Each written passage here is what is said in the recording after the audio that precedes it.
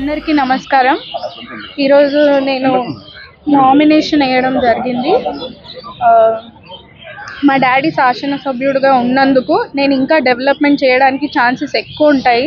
అందుకే మీరు అందరు నన్ను ఆశీర్వదించి గెలిపిస్తారని కోరుకుంటున్నాను. మీరు రాజకీయాలలో మొట్టమొదటిసారిగా అడుగుపెట్టారు. సో మీరు సొంతంగా రాజకీయాలలో అడుగుపెట్టారా లేకుంటే వారసత్వంగా పెట్టారా?